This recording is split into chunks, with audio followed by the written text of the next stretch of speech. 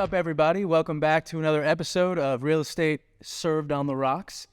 Obviously, we have to address the elephant in the room. There's only two of us here today. That's because Jameson wanted to go gallivanting and have a good time with his family. Where'd he go? Jurassic Park or some shit? Yeah, right? I don't know. It looked really nice. I was like, yeah, I'm not feeling sorry for you right now. Right? No, I think he's in Costa Rica. Ooh, yeah, nice. yeah. So I mean, that's So I'm doing again. I'm training for that half marathon, and yes. I have a treadmill that has video, and my trainer in the video right now. I'm doing a series. It's actually in Costa Rica. That's cool. Hey, So yeah, I'm spiritually. I mean, on video I'm there for an hour, but I wish I was in real life. That's awesome. It looks beautiful down there. I've never been other than that video, but it looks. I've had some friends. I have a friend that's from there, and then some friends that spend a lot of time there. Okay. And oh man, they say it's beautiful there. Yeah. And yeah. I mean, honestly, what is it? It's 32 degrees here today. So Yeah. sunny Wearing and a sweater. too. I could do that. No, it says 29. We dropped It's a degree. Well, we lost a that's degree. also in here, which is Yeah. an icebox, but we do our best. So we're gonna try and keep it as entertaining as possible for you guys on today's show. Today, our topic that we're going to discuss is going to be vetting your agent, basically how to find a good real estate agent. Because what we see a lot of, especially with me, pursuing the TikTok, you pursuing the TikTok, a lot of people don't like real estate agents because they think that we don't do anything or we're just there for the money. Quick side story. Buddy of mine and I, we were in Winter Park for the Winter Park Jazz Fest. We were having a great time. There was some people sitting to the side of us, and it was during I think it was the coming out of the recession. It was around that time, and I struck up a conversation with these folks next to us, and they asked what we did, and I said, "Oh, I'm a real estate agent," and she said, "Oh, so you're an ambulance chaser?" And I was like, "Ow, Oh, that hurts." or the other one was it you hope for people to get divorced, Right? Yeah, and that's just it. Ambulance chaser. We're not that. Again, I base my business on a need. If there's a need, I want to fill. Exactly, and that's why today we're going to talk about questions to ask real estate agents, because a lot of people now, their experience is they're looking for homes. They go on Zillow, they go on Redfin, and they think that just because Zillow or Redfin pushes these agents to the top, that these are going to be their best agents, right? Not a lot of people are aware that these companies just have agents on retainer. Basically, they pay them a salary. And when you click on that agent, it's that agent's job to just start the transaction for you. And when you think about it, that's not really, going to give you the best experience. Right. Because now it's just a shotgun effect and the agent goes, okay, this is just another client. Right. Versus taking the time, looking online, talking, asking the right questions. And again, not every agent. Yes, right? correct. I mean, there's some Redfin agents I know personally. They've been in the business for a very long time. They're great. But the majority of the companies that do have salaried, if you will, real estate agent, they have a quota to fill, and they get bonused. So it's going to be let's pitch what the model is. Let's rush through this and let's get it done. Yeah, right. Absolutely. So today's bourbon, and guys, please be nice to us about it. Please. Let's talk about one thing. The stats guy's not here. Yeah, we don't have our stat guy today. So it's Jameson is a whiz. I don't understand. We were talking about this before the podcast, how he just retains information. Yep. As soon as he reads it. Yep. And I think Charlie and I are the same way. I'll read a book and I probably should read it again. Go through 3 lines. Right. Wait a second. So, but again, this is a bourbon that I've had in the past, and we thought we'd switch it up this time around. Yeah. We've been bringing a lot of specialty bottles in, bottles that you may or may not find, higher end bottles. To me, I haven't had Larceny in quite some time, but it's a good bottle, readily available. You could find it pretty much at any liquor store, and depending on the liquor store, you'll pick it up for anywhere from $20 to $30. Great price for the price. I think this is really good bourbon. Yeah, and I mean that's honestly the whole reason we picked it for this episode, like you said, is because we want you guys to be able to go out and try the bourbons that we're trying, but then also for people who don't drink bourbon regularly. We're going to see if this will be a great one for them to start with, right? And again, I haven't had it for a while, so maybe I changed my opinion. I'm like, you know what, guys, I changed my mind. This is garbage. Right? Well, I doubt it. I mean, we'll see. We'll go with it. I'm real interested specifically because, again, this It has won awards. It has a tried and true past, right? So just to kind of give you guys a little bit of background information on Larceny, the distillery that it comes from is actually called Heaven Hill Distillery, and they're the largest independent family-owned and operated whiskey distillery in the country. And I will say, much like a lot of the bourbons that we've tried, this one has a pretty cool backstory as to how it got started. So, Oscar, you wanna divulge into that a little bit? So, John Fitzgerald was his name. He was a bond agent. So he had access and keys to all these rick houses, and he would steal sips. He would just go in there and, hey, he would try all the nice barrels, and he got to a point where he was stealing jugs of it, and he would take it home and drink it. So that's the folklore behind his liquor, and they found that the barrels that he did have were light and very tasty. Later on, Mr. Pappy Van Winkle bought him out, and the man himself, right? Yep, the man himself bought his liquor, kept the backstory. So Old Fitzgerald, and Larceny is the backstory of Old Fitzgerald and all that stuff. That's awesome. And if you haven't seen the series Heist on Netflix, go check that out. There's a awesome episode about Pappy Van Winkle and basically how Pappy became Pappy, why it became such this coveted bourbon. Right. But just to touch on the bourbon that we are drinking today, Larceny, it is going to be small batch. 92 proof. Yep, 92 proof. So it is going to be a little bit lower than what we have been enjoying. But again, this is a all-around bourbon, something that people should be able to drink. Just go and grab it off the shelf, right? And we say that, but it's hard to get into bourbon. It is. If you haven't really tried it, if you haven't, really indulged in it and tried the different flavors, you may not like it, right? But what's really cool about Larceny is they're what's called a wheated bourbon. So most bourbons are going to use a combination of barley and rye, but what Larceny does is they use more of a combination of barley and wheat.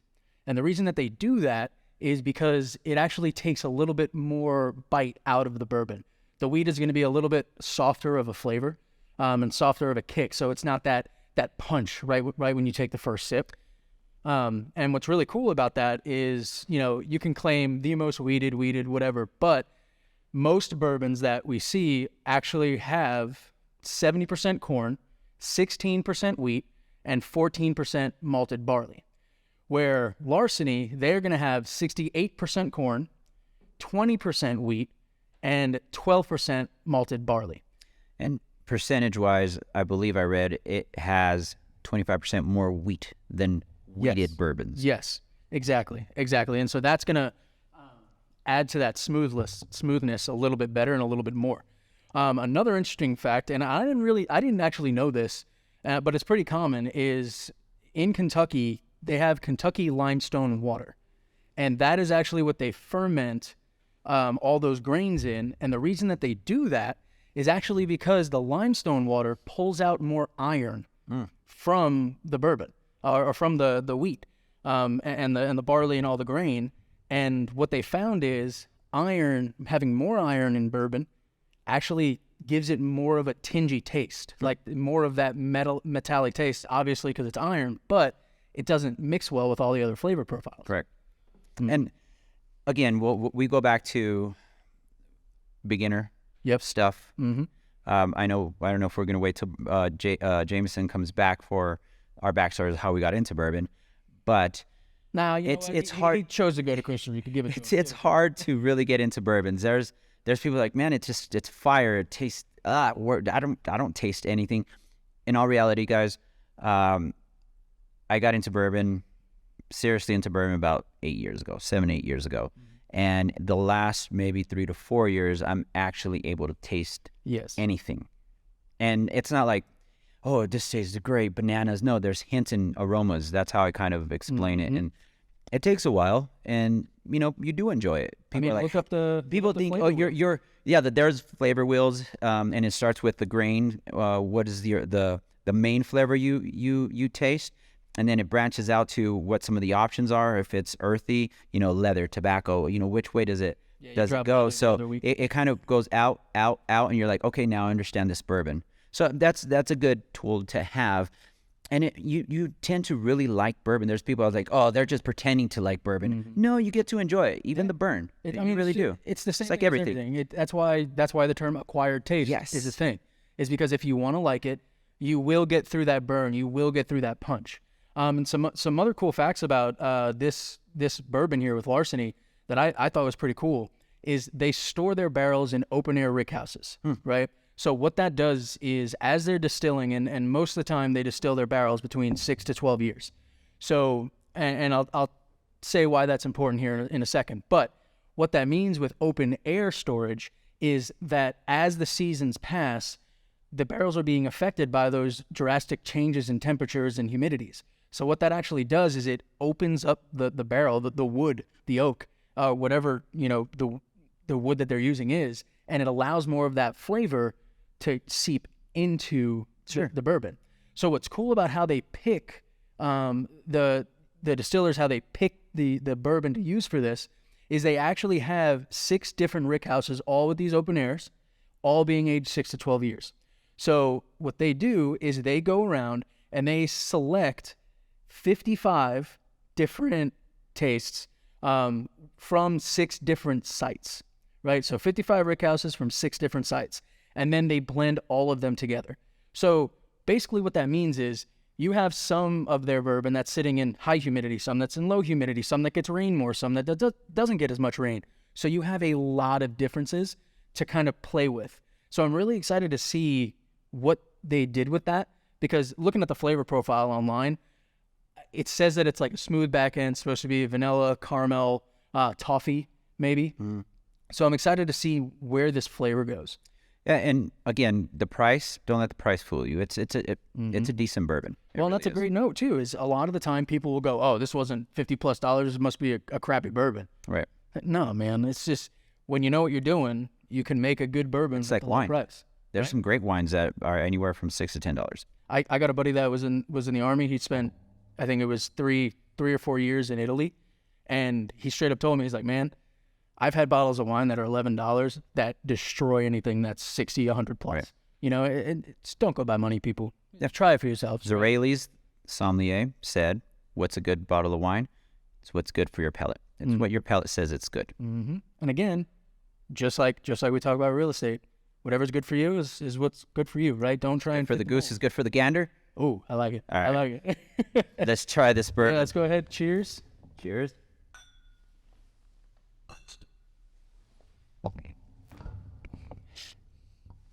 Since it is lighter in alcohol, the nose is very prominent, and you can smell a little bit more than just the alcohol. I'm smelling a fruity banana kind of. I was going to say sweet, much sweet. Yeah. For sure. I can definitely see where they get the toffee in the description.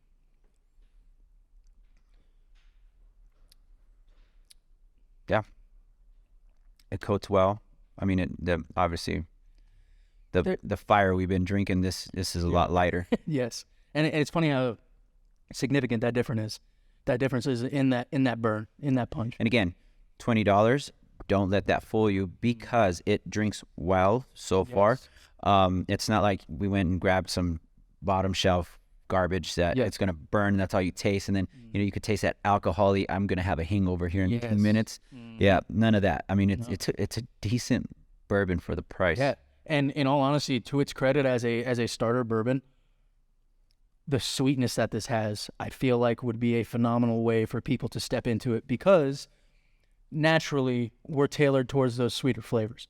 So a lot of the time when people get those bourbons that are distilled longer or uncut, unfiltered, and they actually taste more of the leather, the wood, they go, I don't like this. It tastes dirty, right? This one, it's sweet. It's not like sugar. Oh, it's super sweet. No, it's a sweeter. It builds into a sweeter profile of flavor. Yep. Toffee, caramel. Yep. If you think how it smells, that's how it's gonna taste. And I can definitely tell the wheat difference for sure, because it's really not that punchy. Even on the tongue, it kind of gets on the tongue, but then spreads around the mouth rather than it just kind of hitting and embracing your entire mouth. Well, and some bourbons have that kind of sour mash. It's I don't want to say it's sour like a lemon, but it's kind of like bitter. Yeah. It has that bitter. This Yes. doesn't have it. No, not at all. Smooth. For sure. For sure. Definitely a good one for that starter person.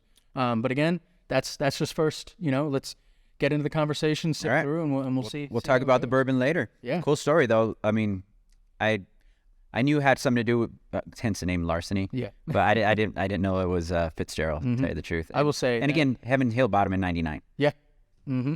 Well, I mean, and Heaven's Hill has their own bourbon that they put out, small batch, all that kind of stuff too. So that's something that's always interesting for me. And we've talked about it previously, is how you have a lot of main distilleries that then the actual companies do their own thing with it, like having 55 different sites and picking six different locations from those 55 different places. Cool book to read, Pappyland. Pappyland, okay. It gives the story of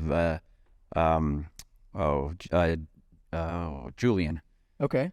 And he talks about how bourbon, it goes through the process of how bourbon was almost gone. Nobody wanted to drink it, and then came back into mainstream, and now it's all this. I mean, you could buy bourbon super cheap back in the day. As a matter of fact, a quick story, when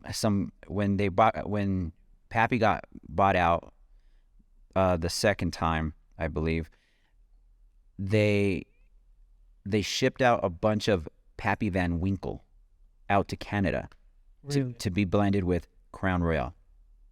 Oh, So Jesus. in the 90s, Can you imagine that? in the 90s, if you were drinking Crown, there was a good possibility you were drinking Pappy Van Winkle. That's incredible. It's in the book. And yes, stuff like that. The bond effect, it has nothing to do with the barrel and bond like we know about bourbon. It has to do with James Bond.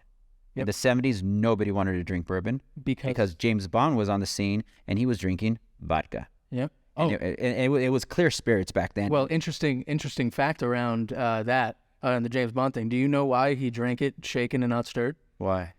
So the story goes that because he was a spy, when you shake the alcohol, it actually tends for it to separate a little bit more, and you have the water that sits at the top versus it was shaken, not stirred. Yeah. Versus when you stir it, sorry guys, ADHD.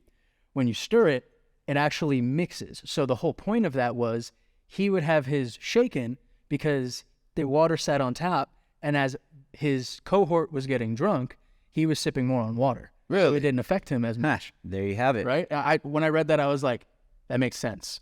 That's pretty cool. Never would have thought about it. Right. But also, just an amazing tidbit as to how, pop culture can affect something as well known as bourbon. Yes. So the generation in the 70s didn't want to be like their father. My dad drinks bourbon. I don't want to drink bourbon. I want to be cool. James Bond comes on the scene. He's drinking martinis. He's drinking vodka. So vodka was prominent back then. So nobody drank bourbon, and they had a bunch of bourbon, sitting for years. Wow. And nobody bought it through the 80s, I believe, and into the 90s. And then recently, this bourbon, it just blew up. And there's old school bourbon people and new school bourbon people. Yeah. And then there's just so many distilleries now and good bourbon out there. There's a secondary market. Yeah. I mean, people don't even realize it. This wall back here that you guys see every episode, that is legitimately over $15,000 worth of liquor. Then people don't you dare. I mean, they don't know where we're at. Yeah, undisclosed location. No, just like the very top, there's Blanton's, right? Blanton, if you could find it retail, normal retail, it's anywhere from $70 to $80 a bottle. I haven't found it for $69. That's when I buy it. A secondary, and it's not that it's expensive because it's hard to find. Yep. And it's a decent bourbon. I really like it, but it's a $70 to $80 bottle. Period. Yep. Secondary market on that, I've seen it as high as $300 a bottle. I was gonna say $330. 100%. Yeah, it's crazy, and it's like, no, it's not a three. Well, I guess if you can't find it in your city and you want to try it, if you want to spend $300, by all means, do it. But again, this Larceny, $20 to $30. Yeah, so far I'm digging it. Worth it. Yeah, so far worth it for sure. So anyway, getting into the topic for today. So like we said earlier, we want to talk with you guys and help you understand questions and ways to vet your agents. That way, at the end of the day, you're not getting with that agent that's just there for the money, right? And to my surprise, there's a good amount of agents that are just in it for the money. right. And market shifts kind of dictate that. Yeah. Whenever it's not easy to get a client, or there's a shift or a change in the market, a lot of agents drop out. Yep. A lot of agents get in the business. They're bored. They want a career change, but they want to make a lot of money. And yes, you can make a lot of money in real estate, but if you're, I've said it in the past, you could do 1,000 things right, and no one will find out. The first time you do something wrong, it spreads like wildfire. Absolutely. Well, and especially, I've touched on it as well, is this is one of the largest purchases someone's ever going to make in their lives, right? Unless you're out buying Ferraris, Yeah. this is it. Exactly. And plus, if you're buying Ferraris, you're buying probably expensive homes too. All right, Oscar. So if somebody is looking for a real estate agent, first off, how do you recommend that they search? Do you recommend that they go right to Zillow, right to Redfin? I mean, you're going to find a lot of people. A lot of good agents do put their advertisement dollars in there. Realtor.com does a pretty good job. And there is a difference between just a real estate agent and a realtor. There's really good just real estate agents, phenomenal, and they don't want to become a realtor. Yep. And what that means is I'm a realtor. At this point, I have to keep being a realtor. There's a fee every year, and there's a lot of stuff. We have to go through an ethics course, and we're held to another accountability. But because I use Oscar the Realtor, again, play on Oscar the Grouch, I've used Oscar the Realtor for everything. Now that's all I'm going to be using. I have to be a realtor. Yeah. Because if I use the word realtor and I'm not a realtor, I could get into major trouble. Absolutely. So a real estate agent does all the same training, all the same testing and licensing. A realtor belongs to a board. The board, when it comes to a real estate agent, the commission that holds us accountable is for the consumer. The commission is for the consumer. If we do something wrong, the commission comes after us. They fine us. They revoke our license. They suspend our license. You can even do jail time. The commission will come after you. And that's the real estate commission. The real estate commission. Yeah. DORA is the acronym, the Department of Regulatory Agencies. And DORA also has everybody. Inspectors, hairdressers. I mean, they're all. Wow. If you're licensed, it's usually through DORA. Okay. So DORA holds us accountable for the consumer. They don't care about what we do with each other within the realms of legalities. Yeah. Investors, as a client, they're not considered the consumer. Yeah. They're considered almost like a real estate agent because they know what they're doing. Oh yeah. So whenever there's an investor and they're renting properties out, they could get into big trouble because they know better. Yeah. So they're invested in it. I guess one thing when you're searching through Google, through Redfin, look for that realtor distinction. If again, there's realtors that are crappy too, but I'm just explaining what the difference is. So a realtor, we belong to a board. I belong to the board, the Denver board, DMAR, the Denver Metro Association. Association of Realtors. Sorry. So we go in, we pay a fee annually. We need to do an ethics course, what to do with the consumer, what obviously more what not to do with the consumer, and we're also held accountable for each other. Yeah. They don't want us to do unethical things with each other, sign crossing, stuff like that. Yeah.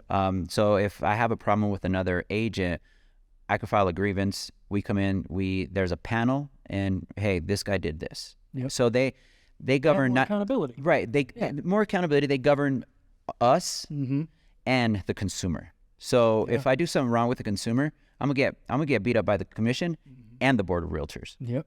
And again, you do that one thing wrong, everybody's going to find out. Yep. So being a realtor, yes, you could say that's a very high level thing to do, because I went. If you become a realtor, you took that extra step, right? I want to be not just known to be doing the right thing, but look, I'm a realtor. Yep. I have to do the right thing. And I mean, for me, it comes from the heart, but being a realtor it holds you to another standard. But again, more accountability. I know just normal real estate agents that are not realtors that are probably better than some realtors, but that all comes with experience and whatnot. Yeah. So, being a realtor, you could ask that. I know they promote it a lot online. Yeah. Ask if your agent's a realtor. And, you can't promote being a realtor if you're not a realtor. Absolutely. Absolutely. So that could be, and again, it's not going to be an end all be all. No. But that could be something that you can filter and get somebody who's held a little bit more accountable. Right. Right. Now, with that being said, when you start searching Google, Zillow, Redfin, again, you don't have to take the first agent that they throw at you. In the industry, it's always three. If I recommend a lender, here's three. Three lenders that I work with. Pick one. You pick one. I don't want to do that for you. I will vet them for you and get the best three for you. But you know, the consumer needs options. Yeah. So when you're online, if you see a realtor, maybe that's part of your search, your look. But always do multiple interviews unless they're recommended. And I want to say about 85% of my business is referral. Yep. Because if I do a good job, you know, I'm going to be referred. Yep. And that's a great point. And a lot of people don't want to do the due diligence to find a good agent. Hey, if he sold my cousin, my brother, my sister, my neighbor a house and they are ranting and raving about it, you know what? I want to use that guy. Yeah. And then if your personalities mesh, know that he's going to do a good job. Yeah. Ask then the other questions. You know, how do you market my property? Are you a realtor? Yeah, and that's, like I said, that's kind of what we want to get into a little bit is now you started searching and you've gotten it down to 3 different agents, right? So, you know, first question that, you know, I would suspect that a lot of people would ask, and even in preparation for this episode, when I was looking, I went into the seat of somebody who was looking for a real estate agent, and I typed in, what are some questions that I should ask my realtor? First one that came up is, how long have you been an agent, right? And I'll tell you what, you guys know, I've only been an agent for a little bit over a year now. But I know that myself, I genuinely care, and I'm going to put in that effort. So don't just write off agents just because they're within the year, because you can have agents that have honestly been in for 20, 30 years. Yeah. And at the end of the day, they just don't have it anymore. Yeah, you know, they're jaded. Yep. And I can't tell you how many agents even I've run into and I've spoken to, because obviously while you're out, you're talking, oh, what do you do? What do you do? Well, I'm an agent. And then as we get to talking and you know, maybe I'll go do an open house for them or I'll go, you know, go do a showing for them, open a couple doors. You start looking at it and you go, wait a second, what do you mean? You don't have the information in a pamphlet for them? Like, there's just little things that fall to the wayside. And again, I've been an agent since 2004. I actually got in the business in 2001 as a lender. So I've been in the market for a very long time. There gets a point that you end up just wanting to do the important stuff. Yep. And in this industry, the small stuff matters as much as the big stuff. 100%. So a lot of those agents like you're talking about, they just want to get into the nitty gritty fast. Yep. All that small stuff doesn't matter. This is what's going to get you the house, and it works, and they shine that in their value proposition's that. But then I have recently started talking to agents like yourself, not necessarily age wise but how long they've been in the business, but also age wise, because I want to be relevant. Yeah. What I have forgotten more about real estate than more agents will learn. Yeah. And with that, I want to remember a lot of the stuff that got me into the business, that made my business valuable. Yep. And knowing what the newer agents or the younger agents are doing is valuable to me now. So yes, don't disregard a new agent, because I know a lot of new agents. I mean, Charlie knows what he's doing. He knows real estate law and contracts like the back of his hands at this point, because he took his job seriously. And now he is a whiz with social media, with the production, and that's where I need some knowledge. I'm always picking his brain for social media stuff. Hey, what do I do here? And even with this podcast, I'm learning as we go. And in return, if he has questions about real estate, I've lost more deals in the beginning because I was trial and error. Don't do this, do that. And then I see him doing stuff, it's like, oh yeah, I need to start doing that again. You know? Right. Well, and the cool part about that, like mentioning TikTok and stuff like that, is I think now we are in a period of time in our society where people have the most access to real estate agents and who they are personally than ever before. Where's our stat guy? Right. Yeah. How many agents are in the market right now? So 56,000, you said? Like something crazy like that? Well, yeah. And how many listings are on the market right now? I think we're like at 3,500. I don't know. Something like that. Fact check me. And when you start looking at it and you actually look at the numbers, you realize, wait a second, only 10% of the existing agents do 90% of the deals. Yep. There's a reason for that, right? It's because those agents are the ones that have been vetted, the ones that have put the time in and actually have not only referral clients, but they market correctly. And when they do meet with their clients, They have a plan, right? So with that being said, like I said, first question you might want to ask is, how long have you been an agent? And then, honestly, guys, this is where it's going to be on you.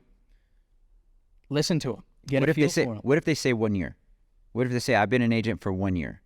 So I would look at them and go, okay, so, what have you done in that year? How has this year gone for you? Have you gotten any deals? Have you worked with anybody? Start asking them those kinds of questions and just get a feel for them as a person, as an agent. Again, I've said it in the buyers series we did.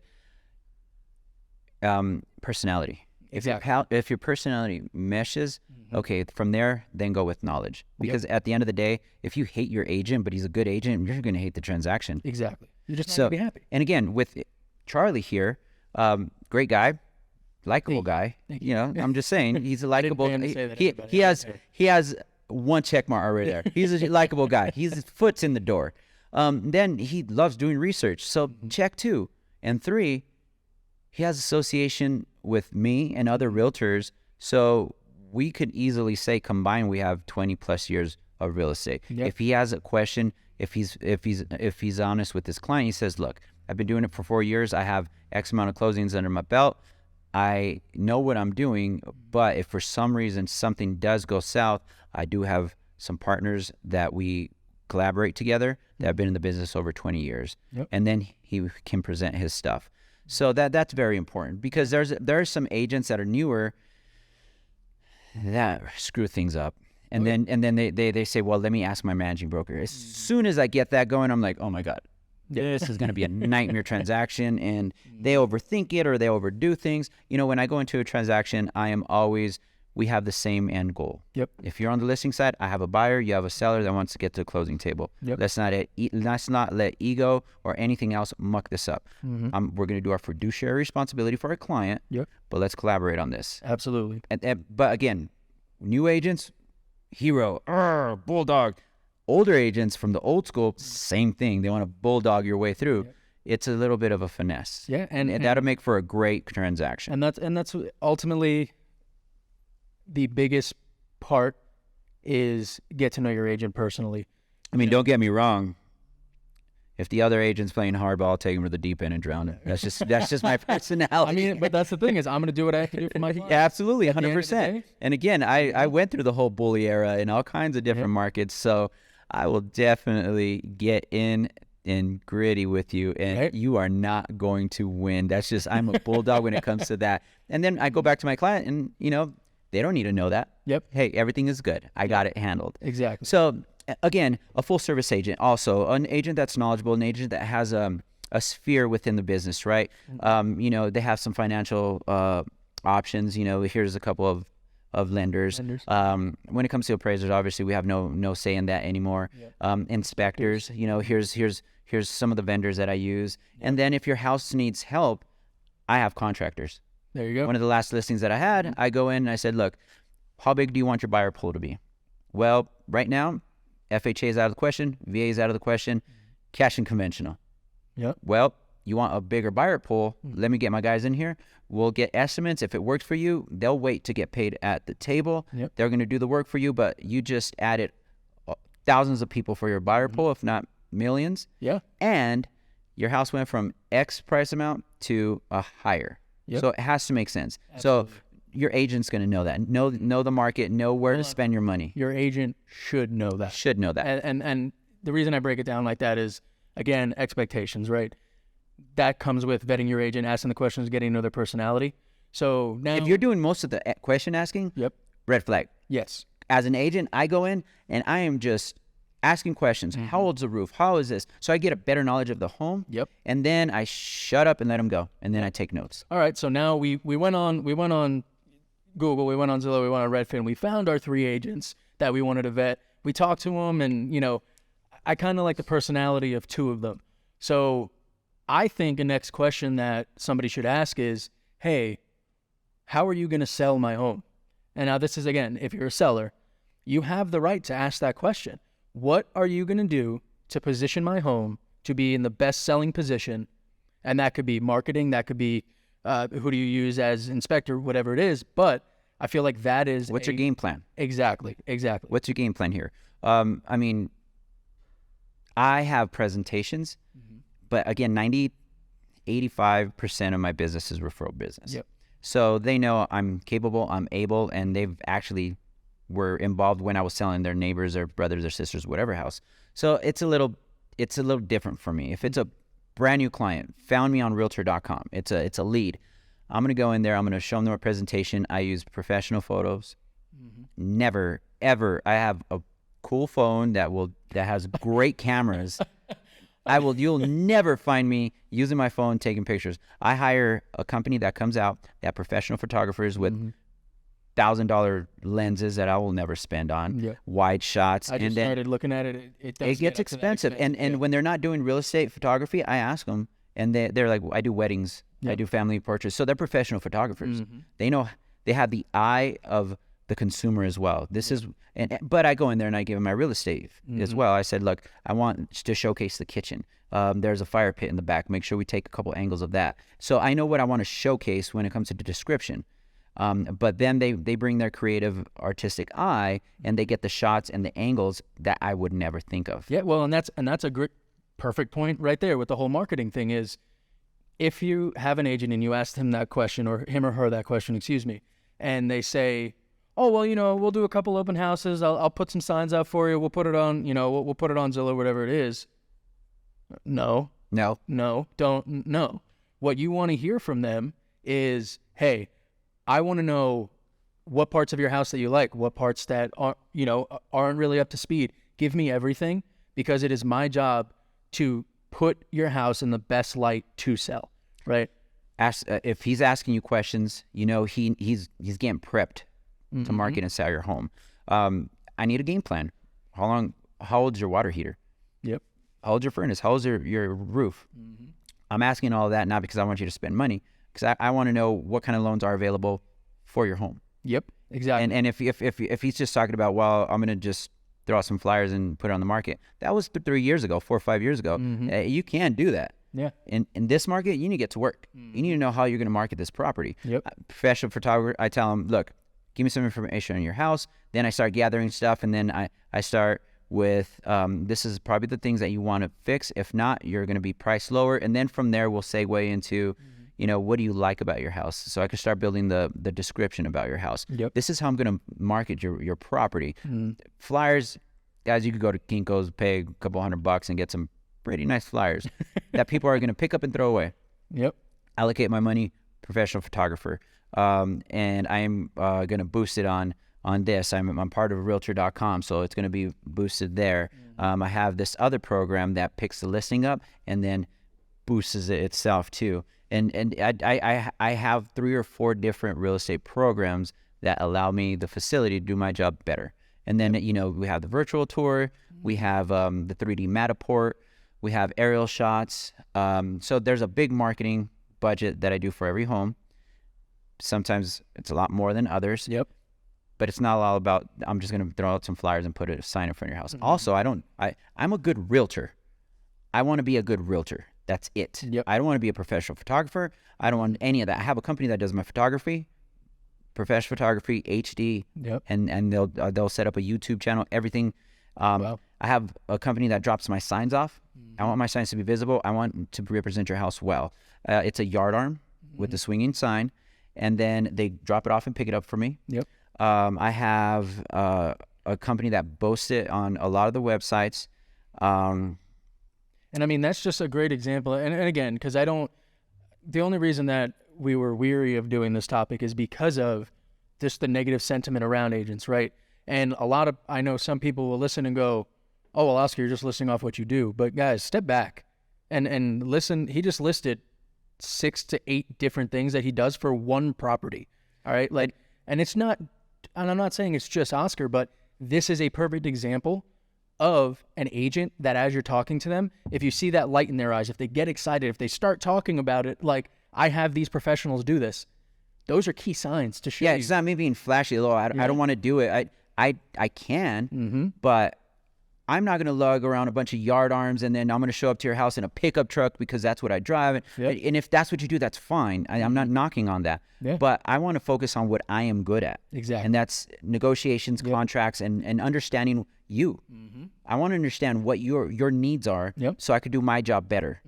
And that's why I have a company that drops off my signs. I have a company that comes out and does professional photos. I have I'm working on a lot of my social media for my business too, but so I could promote your property even better. Because I mean, there was a statistic that, you know, the first 90% of the consumers do the first walkthrough online. So your online presence has to be on top. So again, being a realtor, realtor.com, that's what people, you know, RE Colorado's our search engine, and the public can go in there, and we have apps as well. So I shoot out my website app, I shoot out the RE Colorado app, and then I boost everything that I'm allowed to, because I also have a Zillow account that I boost my own stuff. And then, you know, you allocate a certain amount of dollars just to promote it even more. Exactly. And that comes with a cost to us, right? Yes, exactly. And at the end of the day, a lot of realtors do put in fees up front. I don't. If I don't do my job and I don't do my job well, then I shouldn't get paid. And I mean, that's a perfect point into another thing that I want to talk about is commission. A lot of people, when they think about agents, they go, well, I'm going to ask them if they'll lower their commission for me. I want to see. 100%. Why not? Right? That's something you can ask. Yes. That's a double-edged sword. Absolutely. Well, and again, it's the reason I say it like that is because, again, agents are there for you, and unfortunately, for that commission is how we get paid. Absolutely. You know what I mean? You know, with that said, you may be working with a client for, on average, from start to finish, if you could do it fast, it's going to be 30 to 45 days. So you're spending money, you're spending time, and you're not going to get paid for 30 to 45 days. Now, if you have just one transaction, that could be brutal for you in the long run. And if you have a buyer that can't get under contract, you might be working with that buyer for 6 months. I mean, I've been... And then whatever the commission is, now divide it into 6, and then divide it into hours, and then how much are you making an hour? Now, if you could do it fast, yes, that's when the lucrative part of this job, but you have to be good at what you do. Exactly, but you have to have the systems in place and the proper things to sell the homes, right? With that said, commission-wise, personally, I have a heart for my clients. I've been doing this long enough. I do charge a little less on the listing side because I believe that's my client's money, and I want them to keep as much of it. It's still a decent amount. I'm not cutting myself to 0.5%, nothing like that. But I do tend to be a little bit lower on the listing commission, just because I want my consumer, my client. It was a referral. I'm just still going to do the same work. I don't care if I'm selling a townhome or $1 million property. I'm going to do the same work for them. And I have had a client that I did work almost a year with. It was a special situation. And, you know, this job does get a little bit redundant at times, and you're a lone wolf.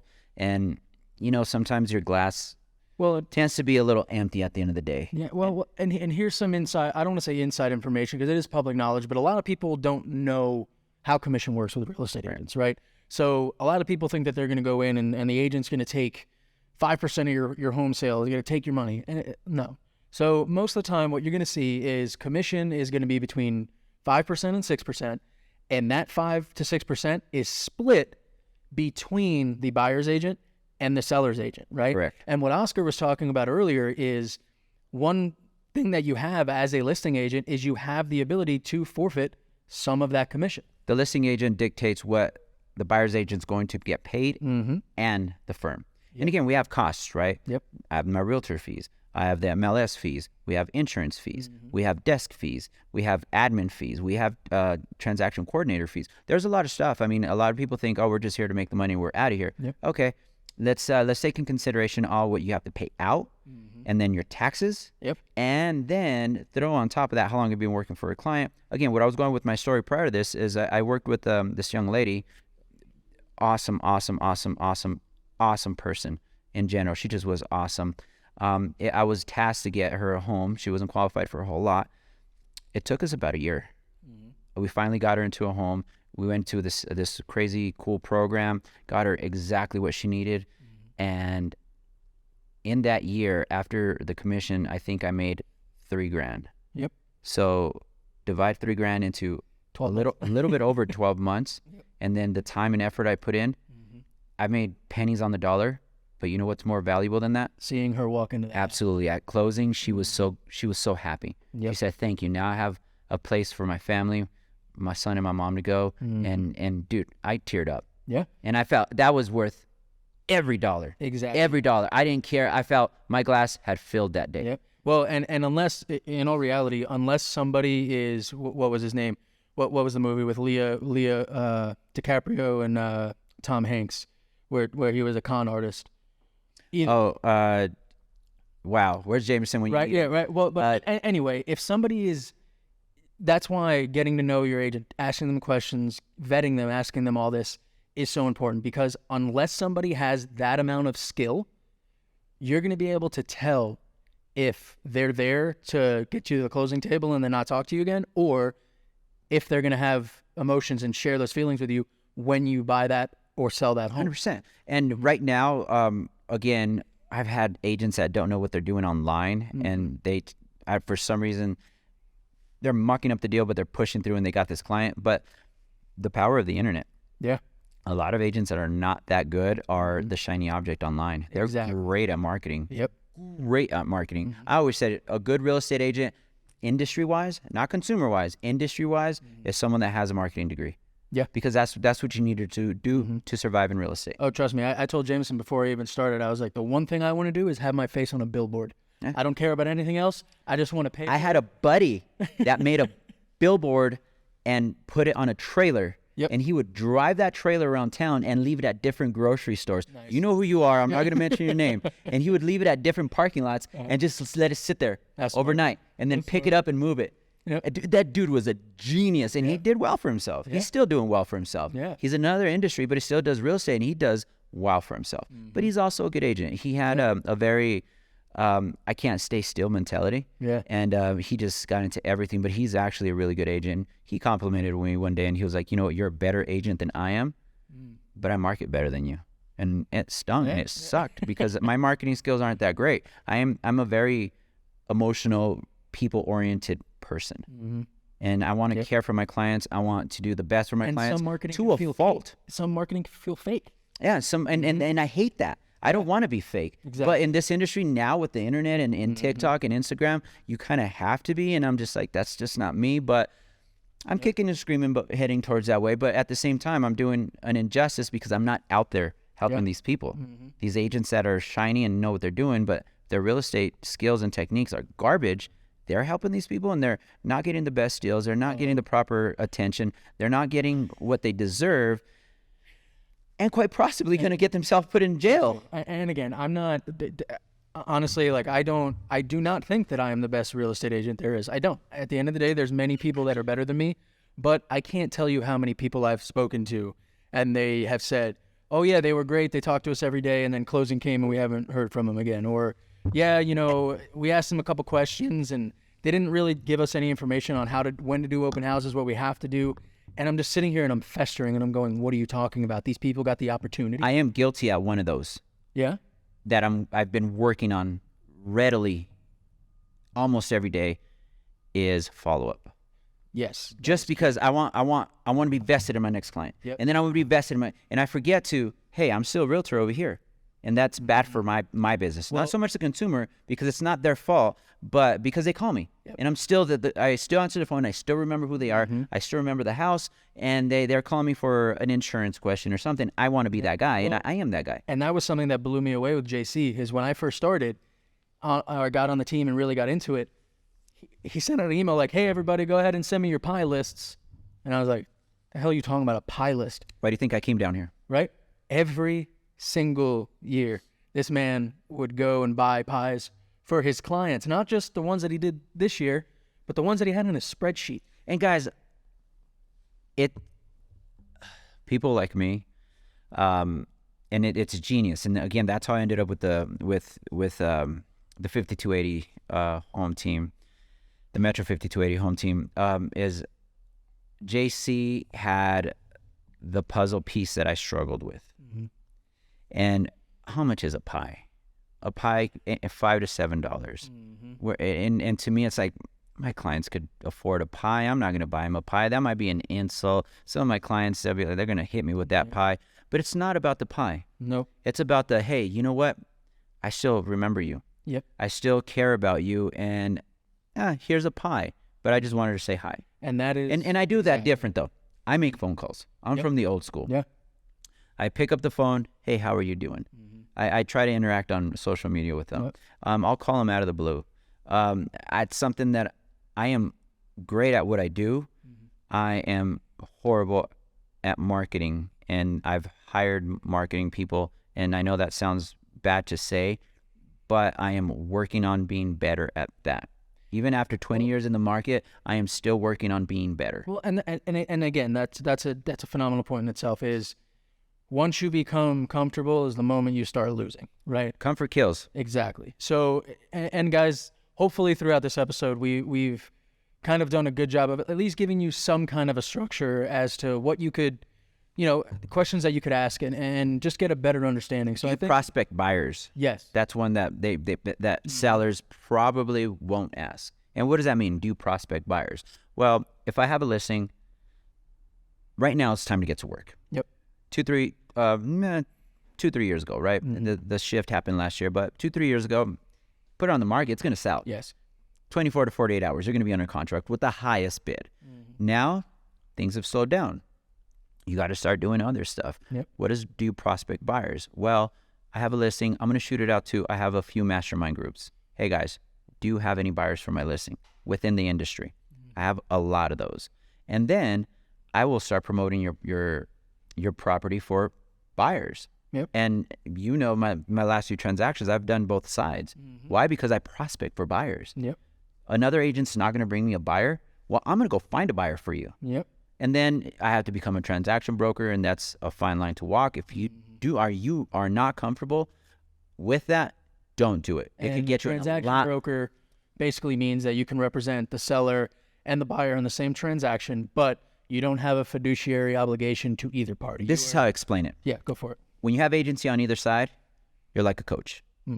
You're coaching your client, and that's all. Your fiduciary is to the seller or to the buyer. Yep. You are looking at their best interests. So you're like their coach. Yep. When you become a transaction broker, you're more like a referee. You have to be neutral, and that is hard to do because why? You have knowledge on both sides. Knowledge that's going to get you in trouble if you don't do the right thing. Yep. You have to keep what you said with your buyer and then go talk to the seller and keep what you did with the seller and let them decide within each other. And if you do a good job, you could still give them some opinions and without giving up anything that you talk to the other party. So you have to stay neutral and you have to look after their both best interests. I mean, you don't have a fiduciary, but you have to look at the bigger picture because I want to make sure that it's a win-win. Exactly. But that's just it. If I'm a buyer's agent, you know what? My responsibility is to my buyer, but I want to make it a win all around because I don't want that closing table to be ugly. Yes. At the end of the day, I want to win, and I want my buyer to win, so that's always in the back of my mind. Yep. But I'm not going to muck things up. Exactly. So that kind of eases how I become a transaction broker. Okay. So it's like a coach. You got to coach them through, or a referee. You got to like, no, you can't do that. No, you can't do this. But this is how we're going to move forward. So that's what a transaction brokerage is. Yeah. So does your agent prospects for buyers? How do you prospect for buyers? What kind of groups are they in? Yep. What kind of marketing dollar do they have, or what do they do to get buyers? What does their CRM looks like? This are things that the consumer shouldn't busy themselves with, but they should know about it. But they should know about it. All right. So now, I think, and we might be able to do it this time. Jameson's not here, so I think we've given him some good parameters. So let's give our one rock takeaway for today's episode. Okay. All right. I'm going to keep it concise, as I always try to. But my one rock takeaway for today's episode would be get to know the agent before you decide to sign a contract with them. Can I throw something else real quick before you go? Go for it. Yeah, go for it. Are they a full-time agent? Perfect. Yes. Are you doing this for a living? Yes. Are you doing this for a living? And that matters. Yes, because that shows how much they care, honestly, and how much effort they'll put in. But yes, my one rock takeaway for today would be get to know the agent before you sign the contract. My rock takeaway is vet 3. if you can more, but don't waste their time. You know, if you legit Don't just take the first one. don't just take the first one or the shiny one. I think that's my rock takeaway. Don't go for the shiny object. If he's a great agent, he's shiny and he'll know, but that's why I do at least 3, because the shiny one may not be the best one. Yep. You want the knowledgeable one, and there's a lot of great real estate agents that are a bit introverted. Yeah. I know 2. And they're like, no, that's just not me. I'm like, you know contracts better than the managing broker of this company. Oh my God. And they don't do a lot of business because they're not an extroverted agent. Yeah. You know? Yeah. So do your homework and don't just go for the shiny object. Awesome. And that's in this market right Yes. Absolutely. Absolutely in this market, especially in this market. So with that being said, hopefully we gave you guys a little bit of extra information that you didn't have before, or at least made you feel a little bit more comfortable when approaching finding a real estate agent. So now it's what I like to call the public part of it, where everybody tunes in and they go in the YouTube channel and they go, oh, bourbon, cool. Done. So Maybe just do a quick 15-minute bourbon section. Right? I mean, that might just work better. We do real estate, but we're drinking bourbon. That right. So we'll go ahead and move on to the bourbon review.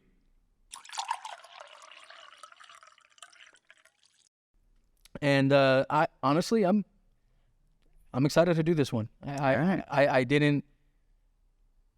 thought, hey, let's do a mainstream bourbon, and I'm gonna be like, oh, okay, it was all right, you know, it was good. But with that being said, straight up from the moment that I poured this out, you got a sweet flavor from it. You smell, taste. It's definitely smooth. I can tell the difference with the wheat for sure, because it doesn't punch you. Like I said, it fills your mouth with the flavor. You get the sweetness on the back end, but it's not something that you're gonna take a sip of and go, you know, and like really, really get punched. Now, with that being said, if you're new to bourbon, this will still give you a little bit of a kick, but it's not going to be anything like the ones that you've seen us do in the past. So, you know, for the sake of it, because of the bourbons that we do drink, you know, last week I gave, what was it? Was it Horse Soldier last week? No, yeah. No, it was a week before. Yeah. So with the Horse Soldier, I was a little bit harsh on it. So was I. I wanted to like that one. I did too. So much. But again, another example of price doesn't matter, right? That was like a $50 bottle or something like that, right? So in all reality, I'm going to put this one, I'm going to give this one 4 rocks. 4 rocks. 4 rocks. Only because for the price, for the flavor that you get out of it, for the drinkability, for people just all around, I think this is a solid 4 for me, because everybody can drink it, everyone can enjoy it, everybody can drink it and find something that they like from it. So a solid 4 for me. Nice.